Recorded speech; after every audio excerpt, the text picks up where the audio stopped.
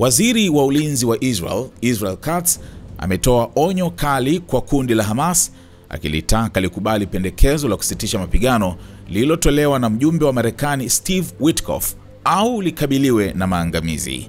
Onyo hilo limetolewa baada ya Hamas kukataa pendekezo hilo, wakisema halijazingatia masharti yao. Katz amesisitiza kuwa kulimaliza kabisa kundi la Hamas bado ni lengo kuu la operesheni ya kijeshi ya Israel, akitangaza wauaji wa Hamas sasa watalazimika kuchagua: wakubali masharti ya mkataba wa Witkoff wa kuachilia mateka au waangamie.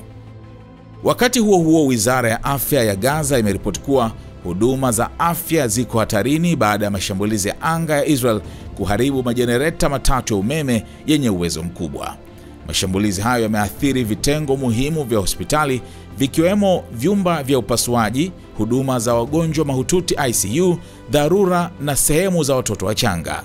Wizara hiyo imesema majenereta yaliyosalia, ambayo yamekuwa yakitumika kwa zaidi ya mwaka mmoja, yako hatarini kuzimika kwa sababu ya ukosefu wa vipuri na changamoto za matengenezo. Timu za kiufundi hospitali zinafanya kazi kwa njia za dharura na zilizochoka ili kuhakikisha umeme unapatikana kwa vitengo muhimu, imesema, ikitoa wito wa msaada wa haraka wa kimataifa kupeleka majenereta na vipuri. Katika tukio tofauti, brigedi ya Al-Quds, tawi la kijeshi la kundi la Palestinian Islamic Jihad PIJ, imetoa video ikidai kuonesha shambulizi la kuvizia dhidi ya wanajeshi wa Israel katika mtaa wa Shujaiya, Gaza City. Video hiyo inaonyesha wapiganaji wakipanda vilipuzi ndani ya nyumba iliyoharibiwa vibaya, kisha kuvilipua wakati wanajeshi wa Israel walipoingia, huku milio ya risasi na kelele za drones zikisikika. Kundi hilo pia limeripoti kushambulia wanajeshi wa Israel kwa mizinga kusini mashariki mwa Khan Yunis. Katika ukingo wa magharibi unaokaliwa kwa nguvu, Israel imezuia mkutano uliopangwa kufanyika Ramallah uliowahusisha mawaziri wa Kiarabu kutoka Jordan, Misri, Saudi Arabia, Qatar na Umoja wa Falme za Kiarabu UAE. Mawaziri hao waliokuwa wakihitaji idhini ya Israel kusafiri kutoka Jordan walikuwa na lengo la kujadili hatua za kuelekea kuundwa kwa taifa la Palestina, kwa mujibu wa maafisa wa mamlaka Palestina.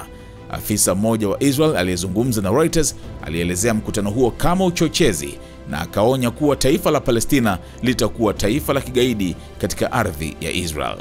Maafisa wa Palestina wamesema majadiliano yanaendelea kuhusiana na iwapo mkutano huo unaweza kufanyika. Attention! Your potential customers are watching this video.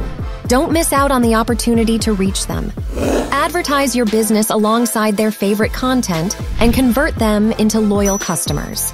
Contact us now at info@snstz.com or WhatsApp 0659250389 to amplify your brand to the SNS family.